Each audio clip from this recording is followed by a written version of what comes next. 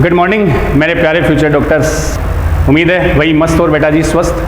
तो मैं आपका मयंक सर बच्चों, आज अपन इस लेक्चर में जो बायोमोलिक्यूल वाला चैप्टर है 11th एनसीईआरटी का 9th चैप्टर, उसके बेटा जी प्रीवियस ईयर एग्जाम के क्वेश्चन सोल्व करेंगे।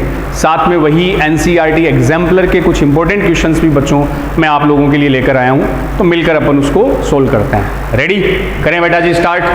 तो देख लो बोर्ड पे फर्स्ट क्वेश्चन आपके सामने, Which one of the following structural formula of the two organic compound is correctly identified along with its related function? दो डायग्राम आपको फॉर्मूले दिखा रखे हैं, उनको आइडेंटिफाई करना है बच्चों और उसके करेक्ट फंक्शन को हमें ढूंढना है। दिख रहा है आपको ये डायग्राम? लो मैं थोड़ा सा इसको ऐसे करके दिखा दूं, ठीक है? दिख गया ए एंड बी। देखते बेटा जी समझ में आ जाएगा, दोनों एनसीईआरटी के हैं। ये वाला जो डायग्राम दिख रहा है इसमें देखो क्या, देखो ये बेटा जी एन कंपाउंड जो है ये वाला, ये वो कोलिन था ना कौन सा कंपाउंड था? कोलिन। याद करो कोलिन वाला किस में आया था? एक फोस्फोलिपिड था बेटा जी, लेसिथीन, बिल्कुल। और दूसरी जो स्ट्रक्चर दिखा रखी है बच्चों डबल रिंग। तो नाइट्रोजनस बेस दो होते हैं, प्यूरीन एंड पायरीमिडीन। प्यूरीन बेटा जी डबल रिंग स्ट्रक्चर होती है, पायरीमिडीन सिंगल रिंग होते हैं। तो डबल रिंग है मतलब ये क्या है? प्यूरीन है। प्यूरीन अपने पास दो थे, एडेनिन एंड ग्वानिन। तो बच्चों स्टार्ट ऊपर जो एमिनो ग्रुप आता है वो इंडिकेशन है किसका? एडेनिन का। तो ए डायग्राम लेसिथीन है, बी एडेनिन है। अब ढूंढ लो, मैच कर लो। बी एडेनिन, ठीक है। A nucleotide that make up nucleic acid. तो बच्चों एडेनिन कोई न्यूक्लियोटाइड थोड़ी है, ये तो एक नाइट्रोजनस बेस है। नाइट्रोजनस बेस शुगर से जुड़कर बनाएगा न्यूक्लियोसाइड, फिर फॉस्फेट जुड़कर बनेगा न्यूक्लियोटाइड। तो ये न्यूक्लियोटाइड नहीं है, तो न्यूक्लिक एसिड है। गलत हो गया पहला स्टेटमेंट। ए ट्राइग्लिसराइड। ट्राइग्लिसराइड में बेटा जी ये जो एन कंपाउंड है ये नहीं होता। 3 फैटी एसिड विद 1 ग्लिसरॉल, ये तो लेसिथीन है, फॉस्फोलिपिड है, ये भी गलत हो गया। बी यूरेसिल नहीं है, ए लेसिथीन है बिल्कुल, a component of cell membrane. तो लेसिथीन सेल मेम्ब्रेन में एल्वियोलाई में बच्चों प्रेजेंट होता है, तो इसका आंसर अपन कर देंगे फोर्थ। डायग्रामेटिक क्वेश्चन है बच्चों। नेक्स्ट क्वेश्चन पे आते हैं, question number 2। Which one of out of A to D given below correctly represent the structural formula of the basic amino acid? आपको इन चार में से उस एमिनो एसिड को बच्चों ढूंढना है जो बेसिक हो। याद आएगा चार्ज के बेस पर बच्चों एमिनो एसिड एसिडिक भी होता है, बेसिक भी होता है, न्यूट्रल भी होता है। बेसिक अगर आपको ध्यान हो तो बताया हुआ बच्चों, एल्केलाइन जो एमिनो एसिड होते हैं, एल्केलाइन का आइडेंटिफिकेशन क्या था? हाँ क्या था? ओवरऑल जिन पर पॉजिटिव चार्ज हो वही तो होता है बेटा जी एल्केलाइन, वही होगा ना, ओवरऑल पॉजिटिव चार्ज हो। हाँ जिसको बोल सकते हो डाई एमिनो मोनोकार्बोक्सिलिक, बिल्कुल ओवरऑल चार्ज क्या होगा? पॉजिटिव। और बेसिक के 3 एग्जाम्पल आते हैं, हिस्टिडिन, आर्जिनिन और लाइसिन। तो ये 4 आपको दे रखे हैं, इसमें देख लो।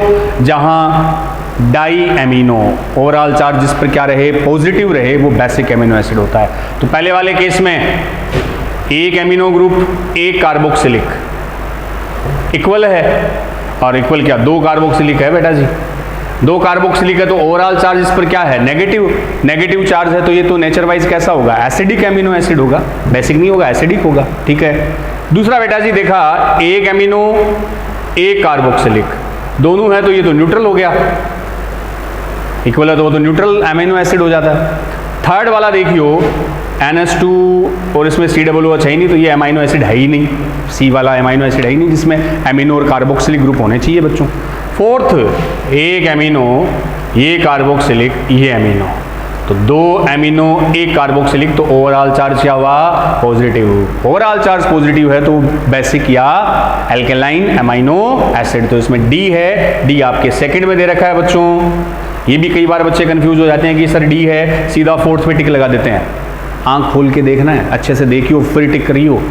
4 नंबर का सवाल है बेटा जी, C D, D second option में देखा है इसलिए अपन ने इसको सेकंड कर दिया, ठीक है ना। ओवरऑल पॉजिटिव चार्ज हो वो एमाइनो एसिड होते हैं बेसिक, जिसके 3 एग्जाम्पल है बेटा जी, हिस्टिडिन, आर्जिनिन और लाइसिन। वो बताता हूं ना मैं, हलाल से याद आ गया होगा आपको, हलाल, हिस्टिडिन, आर्जिनिन, लाइसिन। एल का मतलब एल्केलाइन। चलो अगला क्वेश्चन क्या कर रहा है आपसे, Which one of the following biomolecule is correctly characterized? कौन से बायोमोलिक्यूल को करेक्टली कैरेक्टराइज किया है, मैच किया गया, देख लो। पहला है एडिनाइलिक एसिड। एडिनाइलिक एसिड बिल्कुल एनसीईआरटी का ही है, न्यूक्लिक एसिड है ना, adenosine with A glucose phosphate molecule. तो बच्चों नाइट्रोजिनस ये जो डीएनए आरएनए न्यूक्लिक एसिड होते हैं, इनमें शुगर कौन सी होती है? एक शुगर होती है, एक नाइट्रोजनस बेस होता है, एक फॉस्फेट होता है H3PO4। शुगर कौन सी होती है? आरएनए में राइबोज होती है, डीएनए में डीऑक्सीराइबोज होती है, और दोनों में कार्बन कितने होते हैं? 5। तो पेंटोज शुगर होती है ना, जबकि ग्लूकोज तो हेक्सोज है। गलत हो गया, राइबोज होगी या डीऑक्सीराइबोज होगी, ग्लूकोज नहीं होता बेटा जी, गलत। Alanine amino acid contains an amino group and an acidic group anywhere in the molecule. Alanine कैसा? Alanine अमाइनो एसिड है बच्चों, वो दे भी रखा है आपके एनसीईआरटी में, इसका फॉर्मूला भी CCOOH NH2, ये रहा। 3 ही दे रखे हैं डायग्रामेटिक। अगर आपके R की जगह H लग जाए तब तो वो ग्लाइसिन बन गया, R की जगह बेटा जी मिथाइल ग्रुप लग जाए तो एलानिन बन गया, CH2OH लग जाए तो सीरीन बन गया। 3 ही एग्जाम्पल है ना एनसीईआरटी में। हाँ, ये एलानिन है। अब ये कह रहा है एलानिन में बच्चों कंटेन्स एमिनो और एक एसिडिक ग्रुप। बिल्कुल, ये एमिनो तो बेसिक होता है, ये वाला एसिडिक मान लेते हैं, ठीक है। एम्फोटेरिक मॉलिक्यूल होते हैं ना, एम्फोटेरिक, जिसमें एसिडिक और बेसिक दोनों एक साथ होते हैं। बिल्कुल, acidic group anywhere in the molecule, हर कहीं जुड़ सकते हैं क्या ये ग्रुप? मैं एमिनो को इस मिथाइल पे जोड़ सकता हूं ना, फिक्स है बेटा जी, यही तो रिएक्टिव होते हैं इसके फंक्शनल ग्रुप। COH यहाँ आके जुड़ सकता है? नहीं, एनीवेयर नहीं होते, इनकी पोजीशन क्या रहती है? फिक्स, इसी कार्बन पे, जिसको आप बोलते हो alpha carbon, alpha amino acid. याद आए, जिस कार्बन पे एमाइनो और कार्बोक्सिलिक दोनों जुड़े रहते हैं उसको हम अल्फा कार्बन बोलते हैं, और ये अल्फा एमाइनो एसिड कहलाते हैं। तो हर कहीं एनीवेयर नहीं जुड़ेंगे, उसी फिक्स अल्फा कार्बन पे जुड़े रहते हैं। तो गलत होगी line. Lecithin a phosphorylated glyceride found in cell membrane. A phosphorylated glyceride found in cell membrane. Lecithin बच्चों वही है, फोस्फोलिपिड है। फोस्फोलिपिड का मतलब लिपिड के साथ कौन आ गया? फॉस्फेट आ गया, सेल मेम्ब्रेन में होता है। 4th आ गया palmitic acid an unsaturated fatty acid with 18 carbon atom. तो पामीटिक बेटा जी पहली बात तो अनसैचुरेटेड नहीं होता, सैचुरेटेड फैटी एसिड होता है, सैचुरेटेड होता है, और उसमें 18 कार्बन ही होते हैं। कितने होते हैं? 16 कार्बन होते हैं। तो अपना आंसर करेक्ट कौन सा आ गया? 3rd आ गया बेटा जी। चले अगले क्वेश्चन में, फिर से स्ट्रक्चर का क्वेश्चन दे रखा है, दिख रही है स्ट्रक्चर, देखते ही समझ जाओगे। ये लेसिथीन के क्वेश्चन देख लो, कई बार आ रखे हैं। पहले डायग्राम में वही बेटा जी, एन कंपाउंड CH3 तो वो कोलिन है, तो ये स्ट्रक्चर तो क्या हो गई? लेसिथीन। और ये बच्चों देखो 3 fatty acid R1 R2 R3, 3 fatty acid है, एक ग्लिसरॉल है, तो उसको आप क्या बोल देते हो? ट्राईग्लिसराइड। देख लो, मैं डायग्राम थोड़ा सा ऐसे क्लियर कर देता हूं ना। ये लो, पहला लेसिथीन दिख रहा है, दूसरा ट्राईग्लिसराइड दिख रहा है, सिंपल से ही है। ट्राईग्लिसराइड ध्यान आ गया ना आपको? अरे 3 फैटी एसिड प्लस 1 ग्लिसरॉल, एक फैटी एसिड होता तो मोनोग्लिसराइड, 2 होता तो डाई, 3 होता तो ट्राई, सिंपली ट्राईग्लिसराइड होता ना। R1 COOH, R2 COOH, R3 COOH, ये जुड़ गया बेटा जी एक ग्लिसरॉल से, 3 एस्टर बॉन्ड बने, 3 वाटर मॉलिक्यूल रिलीज हुए, ट्राईग्लिसराइड हमने पढ़ रखा है। तो ए ट्राईग्लिसराइड गलत, ए तो लेसिथीन है, ये रहा सेकंड आ गया बेटा जी, ए लेसिथीन और बी ट्राईग्लिसराइड।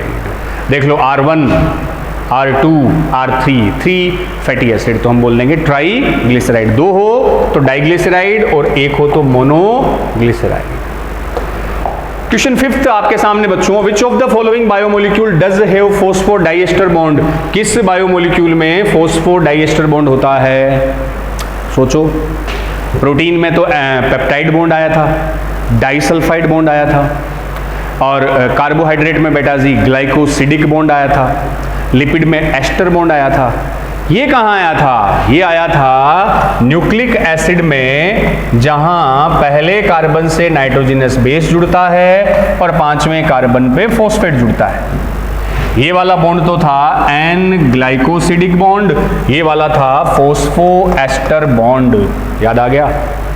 और थर्ड कार्बन और इसका फिफ्थ कार्बन, ये जो था फॉस्फोडाई एस्टर बॉन्ड, दोनों साइड में होता है ना एंटी पैरेलल, तो किस में है? मोनोसैकेराइड, कार्बोहाइड्रेट में नहीं होता, एमिनो एसिड में नहीं होता, nucleic acid in A nucleotide, ये ऐसे बेटा जी, न्यूक्लियोटाइड इन न्यूक्लिक एसिड, ठीक है ना, थर्ड हो जाएगा।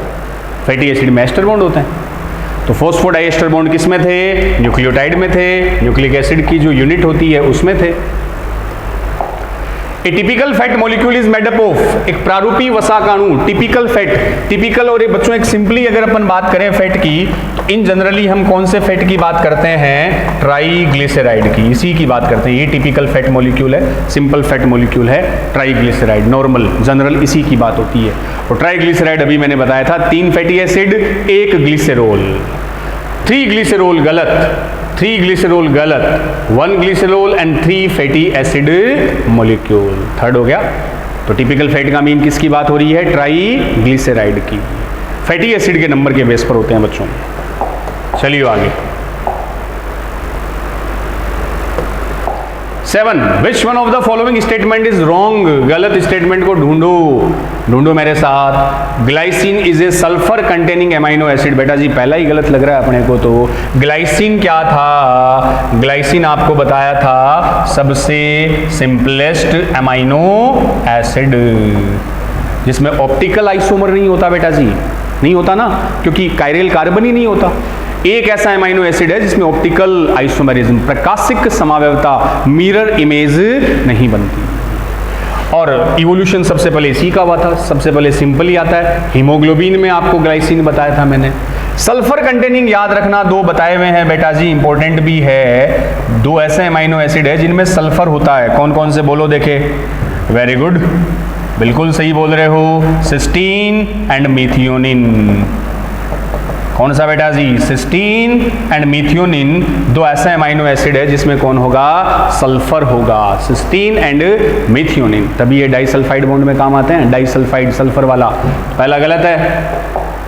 और देख लो दूसरा स्टेटमेंट, सुक्रोज इज डाइसैकेराइड, सही बात है। एक सुक्रोज, एक ग्लूकोज, एक फ्रुक्टोज से बनता है, 2 मोनोसैकेराइड से बनता है तो डाइसैकेराइड है। सेलुलोज इज ए पॉलीसैकेराइड, बिल्कुल सही बात है, ग्लूकोज का पॉलीसैकेराइड होता है। यूरेसिल इज ए pyrimidine, बिल्कुल, यूरेसिल, साइटोसिन, थाइमिन, ये तीनों पायरिमिडीन होते हैं। एडेनिन और ग्वानिन प्यूरिन होते हैं। तो अपना आंसर गया फर्स्ट, जो रॉन्ग स्टेटमेंट है। अगले क्वेश्चन पे आता हूं मैं, question number 8। Which of the following are not polymeric, इनमें से कौन पॉलीमेरिक नहीं है? बिल्कुल एनसीईआरटी का इंपॉर्टेंट अच्छा क्वेश्चन बेटा जी। लिपिड आपको बता रखा है, पॉलीमेरिक कंपोनेंट नहीं होते। पॉलीसैकेराइड तो बहुलक है, किनके पॉलीमर है? मोनोसैकेराइड के। न्यूक्लिक एसिड किसका पॉलीमर है? न्यूक्लियोटाइड का।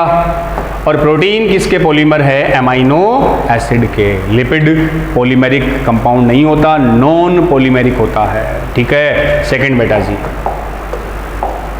Question 9th, the 2 functional group characterized of sugar are, sugar की स्ट्रक्चर में बच्चों 2 फंक्शनल ग्रुप कौन से होते हैं? ये भी सीधा सा आपने ग्लूकोज की स्ट्रक्चर पढ़ी है, अपन ने बेटा जी फ्रक्टोज पढ़ा है। तो फर्स्ट कार्बन पे बोलो, ये रहा।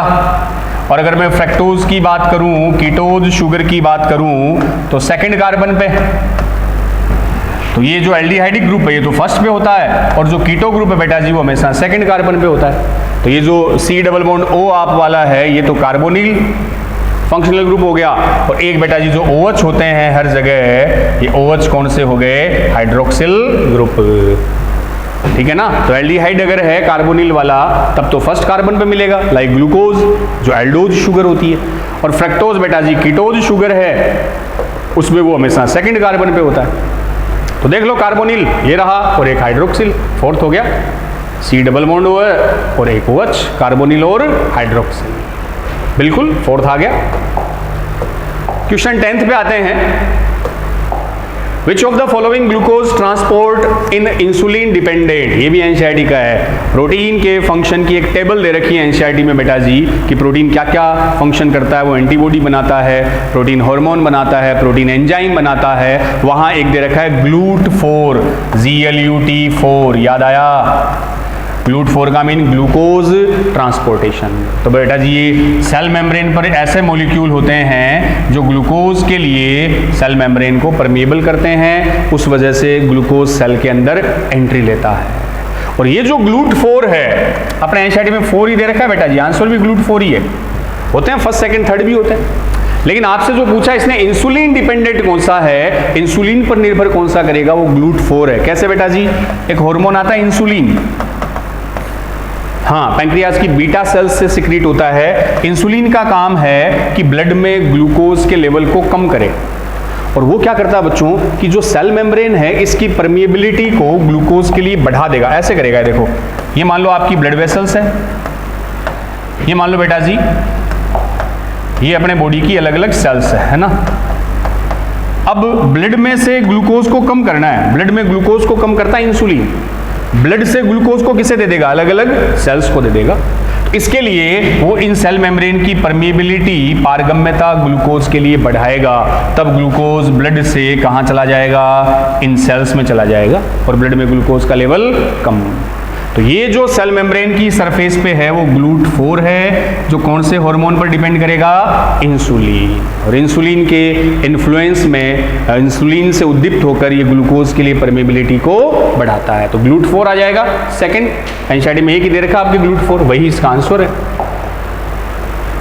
क्वेश्चन 11, कॉनकानावेलिन ए, ये भी इस चैप्टर की टेबल से, तो बेटा जी बायोमोलिक्यूल चैप्टर में कई टेबल दे रखी है, सारी टेबल इंपॉर्टेंट है। मैंने इसका जो बायोमोलिक्यूल का वन शॉट एनसीईआरटी रीडिंग करवाई थी, वहाँ सब डिटेल में आपको बता भी दिया था। तो ये जो सेकेंडरी मेटाबोलाइट की टेबल दे रखी है उसमें कॉनकानावेलिन बेटा जी सीधा सा है, क्या है, एक लैक्टीन है, प्लांट का प्रोडक्ट है, सेकेंडरी मेटाबोलाइट। ग्लाइकोप्रोटीन को कैरेक्टराइज करने के लिए बच्चों ये काम आते हैं। पिगमेंट में तो एंथोसाइनिन थे, एल्केलॉइड में वो मॉर्फिन और कोडेन दे रखा है, एसेंशियल ऑयल में बेटा जी वो लेमन ग्रास ऑयल दे रखा है। ठीक है, आंसर मैंने फर्स्ट कर दिया इसका।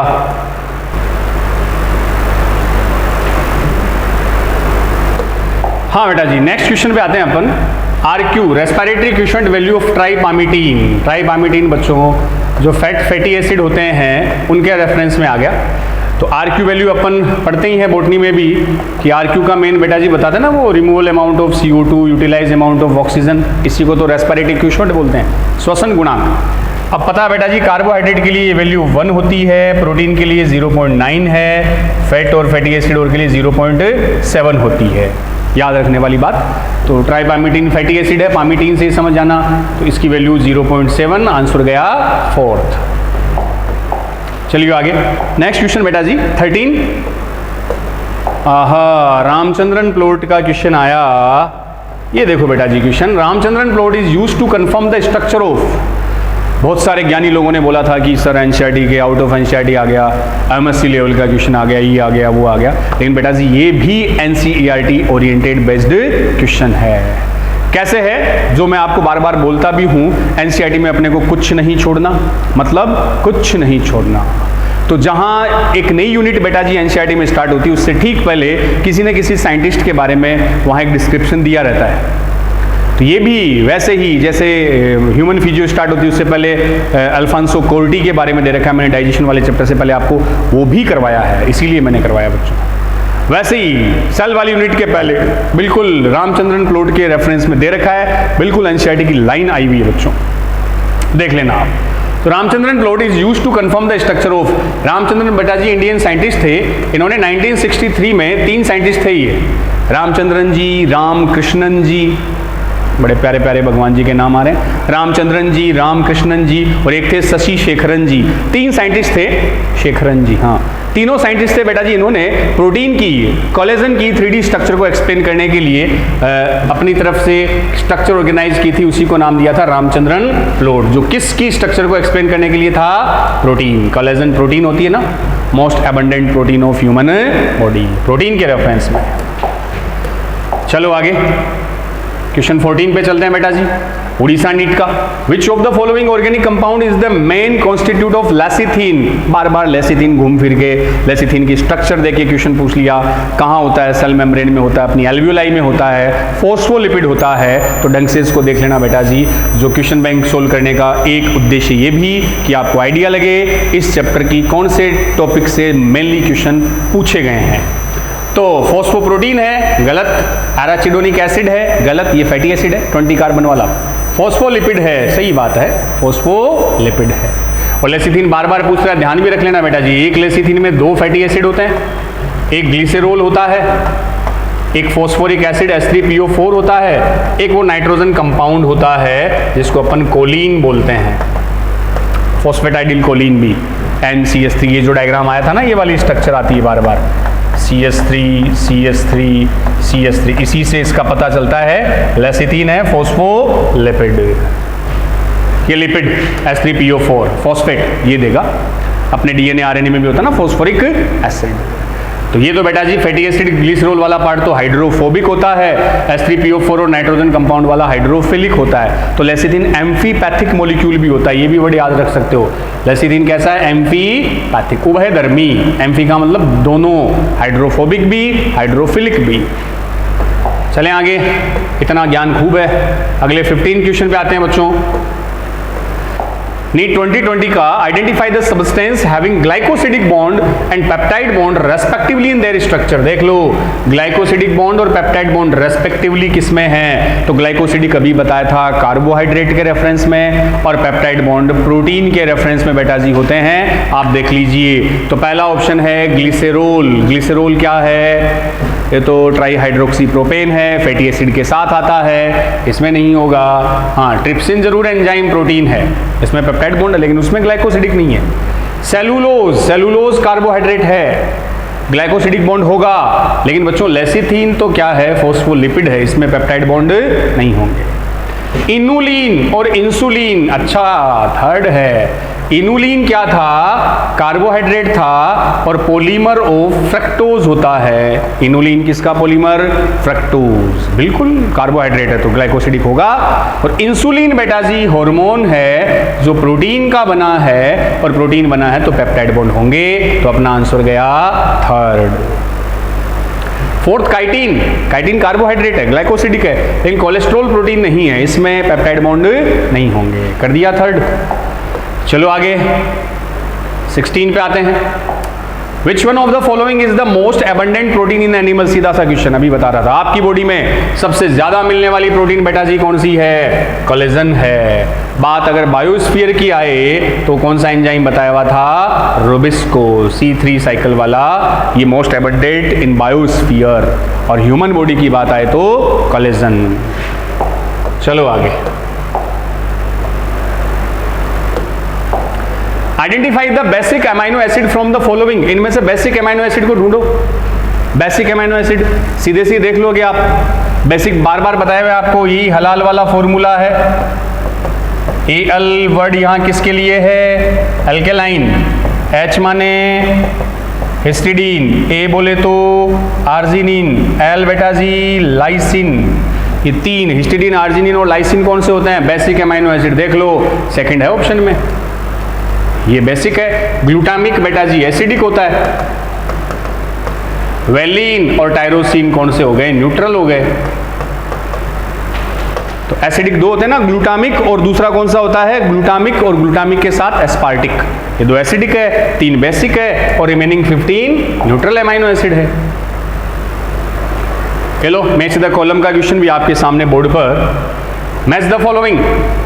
पहला, ए इनहिबिटर ऑफ कैटालिटिक एक्टिविटी, उत्प्रेरक क्रिया का निरोध करना, रोकना, एंजाइम से कनेक्टेड है। वो एक मेलोनेट, याद है क्या बच्चों? ऐसे बताते हैं ना अपन, कंपिटिटर इनहिबिटर आते हैं, ऐसे केमिकल जिनके मॉलिक्यूलर स्ट्रक्चर जिनकी सबस्ट्रेट की तरह होते हैं, जो बिल्कुल क्रियाधार जैसे दिखते हैं। तो बिल्कुल बच्चों जब सबस्ट्रेट के जैसे दिखाई देंगे तो एंजाइम से, एंजाइम की एक्टिव साइट से जुड़ने में वो क्या करेंगे? सबस्ट्रेट के साथ कंपटीशन करेंगे। जैसे एक एंजाइम था सक्सिनिक डिहाइड्रोजिनेज, उससे जुड़ना तो किसको था? सक्सिनिक एसिड को, लेकिन सक्सिनिक एसिड के जैसा सा एक स्ट्रक्चर है मैलोनिक एसिड, तो सक्सीनेट और मेलोनेट मोलिकुलर फॉर्मूले सेम है, तो सक्सीनिक एसिड को जहां जुड़ना था वहां कौन आके जुड़ गया, मेलोनिक एसिड, मेलोनेट जुड़ गया। तो ये कम्पिटिटिव इनहिबिटर कहलाते हैं, जो उस एंजाइम और सबस्ट्रेट की बाइंडिंग कैपेसिटी को इनहिबिट कर देंगे, कम कर देंगे। एंजाइम में हमने डिस्कस की रखी है। तो इनहिबिटर ऑफ कैटालिटिक एक्टिविटी, एक ही ऑप्शन दिख रहा है आपको, मेलोनेट, मेलोनिक एसिड, जो सक्सीनिक एसिड का कंपिटिटर है। Possess peptide bond, peptide bond किसमें है रे, कोलेजन में है, प्रोटीन है, पेप्टाइड बॉन्ड होंगे। Cell wall material in fungi, fungi का सेल वॉल मटेरियल काइटिन है। काइटिन दो जगह बताया आपको, कहाँ, आर्थ्रोपोडा का स्केलेटन काइटिन का बना, फंजाई की सेल वॉल काइटिन का, इसलिए बेटा जी इसको फंगल सेलुलोज भी कहते हैं। फंगल सेलुलोज कौन, काइटिन। थोड़ा सा और याद रखो तो अर्थोम में भी एक जगह होता है, अर्थोम होता है ना बेटा जी केंचुआ, केंचुआ के जो लोकोमोटिव स्ट्रक्चर होती है, गमन संरचना, उसको सीटी बोलते हैं, सूक, वो भी काइटिन के बने होते हैं, याद रख सको तो, ठीक है। सेकेंडरी मेटाबोलाइट, ये रिसीन आ गया। रिसीन और एब्रिन टॉक्सिन कैटेगरी में थे ना, हाँ, बायो वेपन में भी यूज होते हैं बच्चों। ये सेकेंडरी मेटाबोलाइट, मैच कर लियो, मैच आ जाएगा आंसर। चलो 19 क्वेश्चन एम्स प्रीवियस ईयर के कुछ क्वेश्चन भी बच्चों आप लोगों के लिए। Which of the following is a homopolysaccharide, इनमें पूछा है कि होमोपोलीसेकेराइड कौन सा है। तो बेटा जी हमें पता है, अगर एक जैसी यूनिट जुड़े तब तो होमो, अलग अलग मोनोसेकेराइड जुड़े तो आप उसको हेटेरोपोलीसेकेराइड बोल देते हो। होमोपोलीसेकेराइड की एग्जांपल आपकी एनसीईआरटी में है, मैं फिर से बता देता हूं, ध्यान रखने वाले ही हैं। एक तो सेलुलोज है, एक अपना स्टोरेज फूड ग्लाइकोजन है, एक प्लांट का स्टोरेज फूड बेटा जी स्टार्च है, एक वो अभी फंगल की सेल वॉल की बात कर रहा था मैं, काइटिन है, एक वो फ्रक्टोज का पॉलीमर इनुलिन है। ये 5 एग्जांपल रख दियो होमोपोलीसेकेराइड, ये है सिलेबस में। बाकी हेटेरो, जैसे हिपेरिन है वो हेटेरो है, पेक्टिन हेटेरो है, हाई एलोरोनिक एसिड भी हेटेरोपोलीसेकेराइड है, जो अलग अलग मोनोसेकेराइड यूनिट से फॉर्म होता है। हाई एलोरोनिक एसिड बेटा जी इंपॉर्टेंट भी है, हाँ, कई जगह आता, आपकी आइज में भी होता है ये एसिड। हाँ, ये आपके वहाँ एम्ब्रियोलॉजी में कोरोना रेडिएटा, ओवम की आउटर मेम्ब्रेन कोरोना रेडिएटा की सेल्स हाई एलोरोनिक एसिड से बाइंड होती है। इसी को डाइजेस्ट करने के लिए तो स्पर्म के पास होता है हाई एलोरोनिडेज एंजाइम। तो अपना आंसर गया सेकंड। सेकंड क्या है, इनुलिन, होमोपोलीसेकेराइड, बाकी तीनों हेटेरो है। अगला question, from the following group select the one which has only secondary metabolite. वो मेटाबोलाइट के भी कई क्वेश्चन है, वो टेबल ढंग से देख लेना, देख लो। सेकेंडरी मेटाबोलाइट, एब्रिन है सेकेंडरी मेटाबोलाइट, सेलुलोज रबड़ पॉलीमर भी है बच्चों, आर्जिनिन तो एमाइनो एसिड है, टायरोसिन, ये सेकेंडरी मेटाबोलाइट में नहीं है। प्लांट फंगल माइक्रोब्स के प्रोडक्ट होते हैं ना सेकेंडरी मेटाबोलाइट। ग्लाइसिन नहीं है, बायोमोलिक्यूल, इनको प्राइमरी में कंसिडर कर सकते हैं, अमाइनो एसिड तो प्राइमरी मेटाबोलाइट होते हैं। कैरोटिनोइड्स, ये बेटा जी वो आ गए, कैरोटिनोइड, एंथोसाइनिन पिगमेंट है secondary, phenyl alanine amino acid है, वो प्राइमरी हो गया, ये नहीं है। कॉन्कानेविन ए, ये लेक्टिन आ गया। मॉर्फिन, ये बेटा जी क्या आ गई, एल्केलॉइड आ गए, मॉर्फिन, कोडीन, कोडेन एल्केलॉइड आ गया। विनब्लास्टिन, ध्यान रख लेना, ये बच्चों for treatment of cancer, drug है, कैंसर के ट्रीटमेंट में काम आती है, विनब्लास्टिन। फोर्थ आ गए, फोर्थ सारे के सारे सेकेंडरी मेटाबोलाइट है, एक्सप्लेन भी कर दिया। अगला क्वेश्चन बोर्ड पर आपके लिए 21st, which one of the following option consist of non essential amino acid only. कौन से ग्रुप में नॉन एसेंशियल अमाइनो एसिड है, अनावश्यक अमीनो अम्ल है। तो बेटा जी इसेंशियल और नॉन इसेंशियल दो कैटेगरी होती है ना। आवश्यक तो वो होते हैं, इसेंशियल तो वो होते हैं जिन्हें आपको फूड के साथ लेना पड़ेगा, मस्ट है, डाइट के साथ लेना पड़ेगा, इसेंशियल। नॉन इसेंशियल वो है जिन्हें आपकी बॉडी खुद सिंथेसाइज कर लेगी, तो बॉडी खुद बना ले, नॉन इसेंशियल। आपको फूड के साथ लेना पड़े, इसेंशियल। इसेंशियल में बेटा जी 10 आते हैं, उनके नाम आपको बता रखे हैं मैंने, 10 इसेंशियल है, वो याद रख लो। उसके अलावा बाकी सारे नॉन इसेंशियल है। याद रखने के तरीके अलग अलग है, एक तो वो टीवी मिल पाथ कॉमन वर्ड यूज करते ही है बेटा जी अपन, हाँ, threonine, valine, methionine, isoleucine, leucine, lysine, phenyl alanine, arginine, tryptophan और हिस्टिडीन।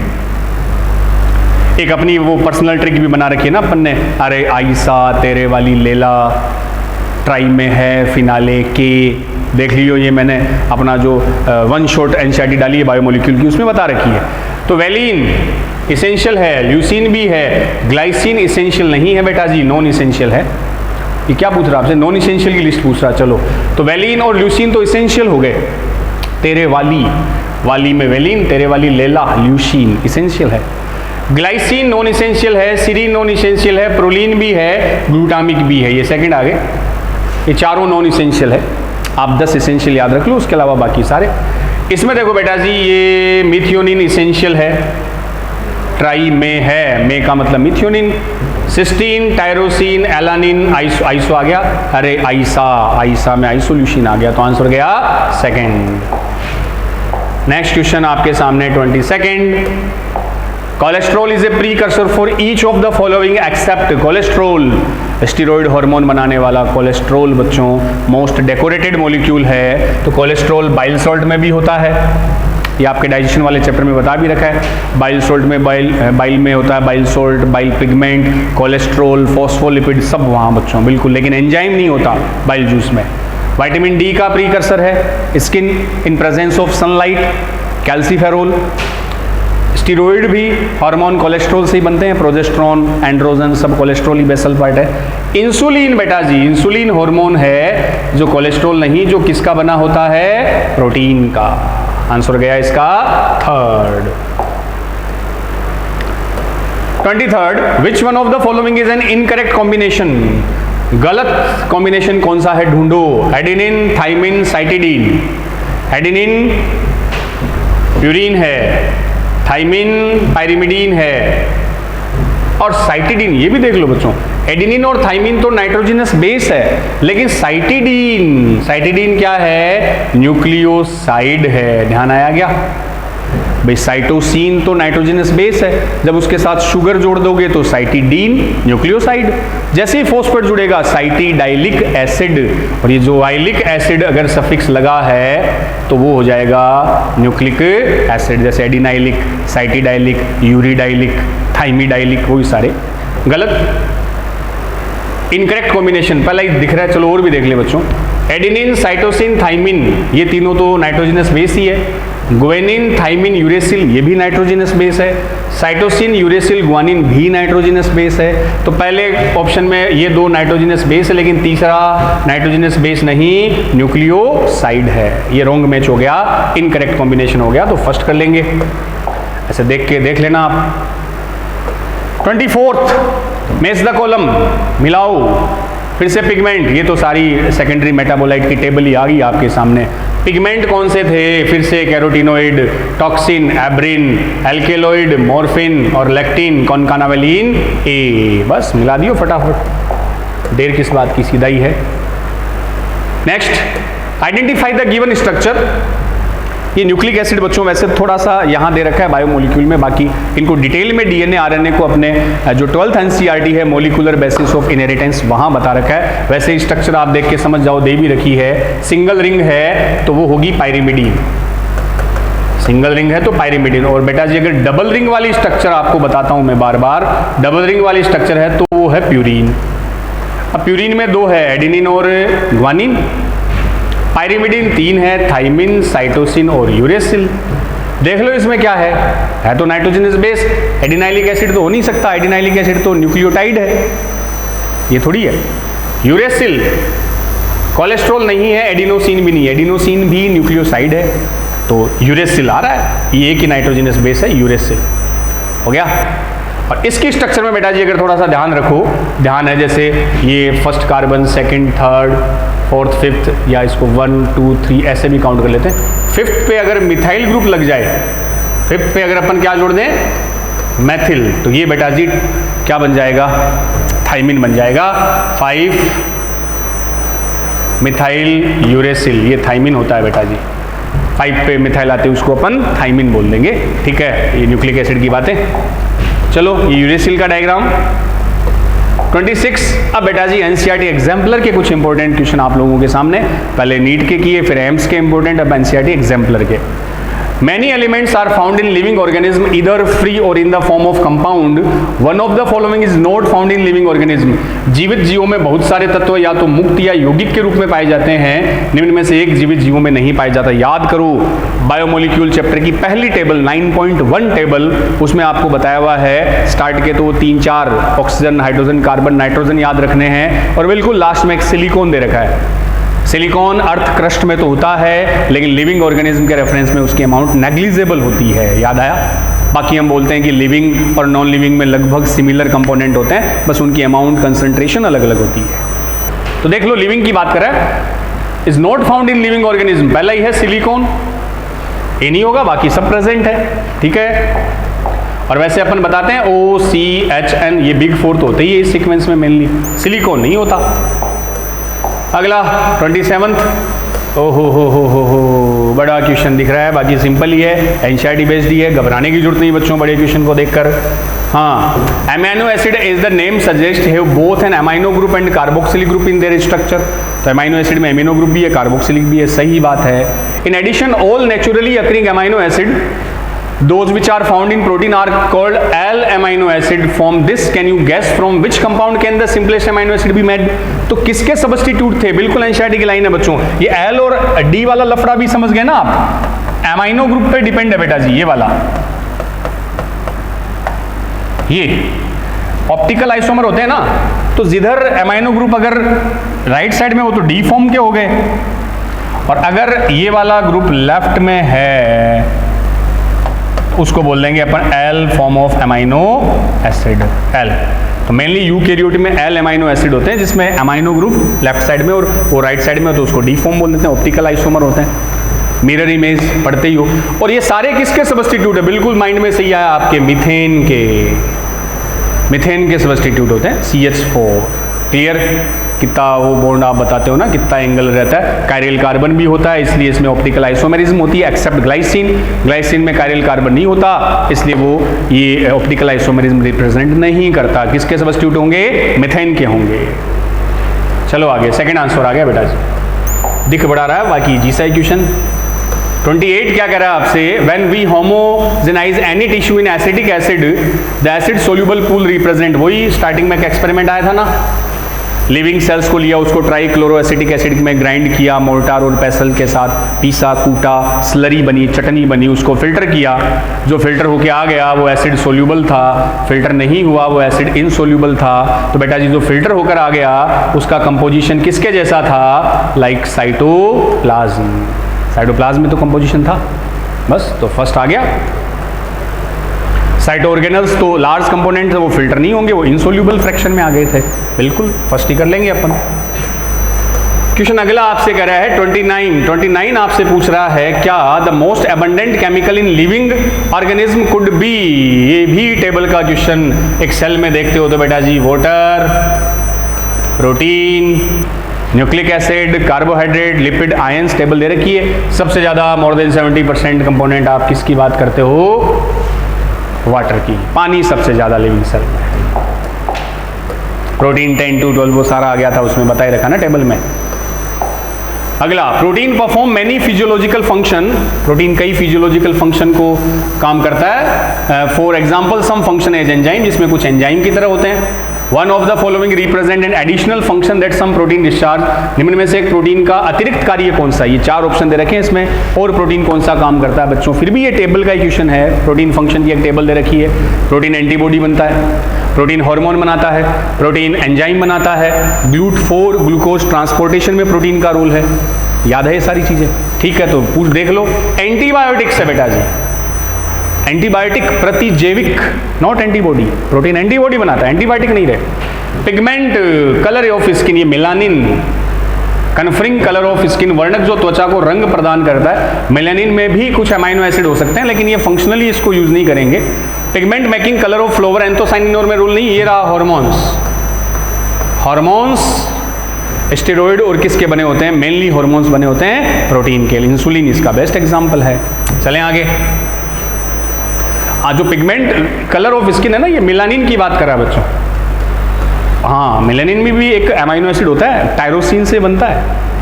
कुछ अनदर कंपोनेंट्स भी होते हैं, इसके बेस्ट मोर प्रॉपर बेटा जी इसमें फोर्थ कर दिया हॉर्मोन्स है ना, जो प्रोटीन का फंक्शन है। चलो आगे, glycogen is a homopolymer made of, सीधा इक्वेशन, ग्लाइकोजन जो आपका स्टोरेज फूड है किसका बनेगा, ग्लूकोज का। कौन सा ग्लूकोज का, alpha D glucose. Alpha D glucose की पॉलीमर होता है ग्लाइकोजन। और बेटा जी आपको बताया था वो डायग्राम दे रखा है, ब्रांच जो होता है ऐसे इसमें चेन रहती है, तो इस वहाँ 1,4 और इस जगह 1,6 लिंकेज मिलते हैं। लीनियर में 1,4 ग्लाइकोसिडिक बॉन्ड और जहाँ ब्रांच है वहाँ 1,6 होता है। फर्स्ट ही आ जाएगा। क्वेश्चन 32 पे आते हैं। अच्छा क्वेश्चन बेटा जी, the number of ends in a glycogen molecule would be, ये मैंने वन शॉट बायोलॉजी बायोमोलिक्यूल करवाया, वहां बताया भी था, देख लेना। ग्लाइकोजन मॉलिक्यूल में कितने किनारे, सिरों की संख्या एनसीईआरटी के डायग्राम से बता देता हूं मैं। ये है ग्लाइकोजन का एक ऐसे डायग्राम देखिए बता रखा है बेटा जी, ये रहे, उसमें से ब्रांच निकली हुई रहती है। तो आपको लाइन याद होगी, बता रखा है ग्लाइकोजन का जो राइट एंड होता है, ये राइट आपको याद रखना था बेटा जी, आर से राइट, आर से रिड्यूसिंग, और जो लेफ्ट सिरा होता है इसको बोला था नॉन रिड्यूसिंग। याद आ गई बात, राइट रिड्यूसिंग था, लेफ्ट नॉन रिड्यूसिंग था। अब बच्चों जो एंड होते हैं ना, एंड अपन कंसीडर करते हैं ये रिड्यूसिंग वाले ही, नॉन रिड्यूसिंग तो रिएक्टेबल ये होगा ही नहीं, ये इसमें रिडक्शन की कैपेसिटी होती है। तो जब एंड की बात आए तो वहां भी बता रहा था मैं, ये काउंट होगा, एक एंड तो ये रहा रिड्यूसिंग वाला, ये एंड के फॉर्म में काउंट नहीं होगा। अब जितनी भी ब्रांच है उन सब के एंड काउंट होंगे। जैसे इससे ये ब्रांच, एक ब्रांच इसका ये एंड है, ये बेटा जी एंड है, इसका ये एंड हुआ, ये भी एंड है, ये रिड्यूसिंग सारे ये दो। तो अगर आपसे पूछे नंबर ऑफ एंड, तो आप एक सीधी सी सिंपल फॉर्मूला बता दोगे कि नंबर ऑफ एंड कितने हुए, number of branch, total number of branch plus 1, 2 नहीं करना, प्लस 1, और वो 1 कौन सा होगा, रिड्यूसिंग एंड वाला, उसको कंसीडर नहीं करेंगे। तो देख लो, equal to the number of branch plus 1 आ गया फर्स्ट, जितनी ब्रांच है वो प्लस एक एक्स्ट्रा रिड्यूसिंग एंड वाला, ये उसके नंबर ऑफ एंड्स बेटा जी काउंट होते हैं। ध्यान रख लेना, अच्छा क्वेश्चन है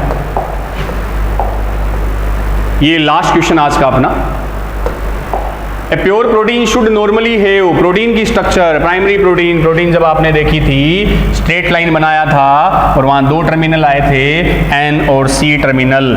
एन को बेटा जी इस लेफ्ट को मान लिया था फर्स्ट एमाइनो एसिड, और लास्ट में राइट साइड में आ गया था लास्ट एमाइनो एसिड, ये कार्बोक्सिलिक, ये एमाइनो। तो कितने एंड मान लिए अपन ने इसके, 2 एंड्स कंसीडर कर लेते हैं, लेफ्ट और राइट, एक एन टर्मिनल दूसरा सी टर्मिनल, एन माने एमाइनो और वो कार्बोक्सिलिक। तो ये बेटा जी आज वाले अपन ने इस लेक्चर में जो बायोमोलिक्यूल से रिलेटेड नीट प्रीवियस एग्जाम के क्वेश्चन, एम्स के क्वेश्चन और एनसीईआरटी एग्जाम्पलर के कुछ इंपॉर्टेंट क्वेश्चन मैं आप लोगों के लिए लेकर आया। हमने मिलजुल कर इनको सॉल्व भी किया। हमें बच्चों ये आइडिया भी लगा कि बायोमोलिक्यूल से 2 क्वेश्चन पूछे जाते हैं, हालांकि इसमें एंजाइम वाले क्वेश्चन ऐड नहीं है, वो मैं आपको अलग लेक्चर में बच्चों अलग से उनको सोल्व करवाऊंगा। ठीक है, तो बिल्कुल इन लेक्चर से बच्चों अपने को ये बेनिफिट हो रहा है, आइडिया लग रहा है कि इस पॉइंट से क्वेश्चन आ रहे हैं, और एक कॉन्फिडेंस भी आता है जब चैप्टर पढ़ के अपन ये क्वेश्चंस वाला लेक्चर अटेंड करते हैं, और मेरे सोल्व करने से पहले ही बेटा जी जब आप आंसर बोल देते हो, इसका मतलब हमारा वो चैप्टर परफेक्ट है। तो बेटा जी अगर ऐसी प्रिपरेशन अपनी लगी रही, दिन रात अपन लगे रहे, तो नाम के आगे डॉक्टर लगाने से कोई नहीं रोक सकता। ठीक है, मिलता हूँ मैं आपको अगले लेक्चर में, तब तक के लिए वही मस्त रहें, स्वस्थ रहें, स्टडी में व्यस्त रहें। थैंक यू, जय हिंद।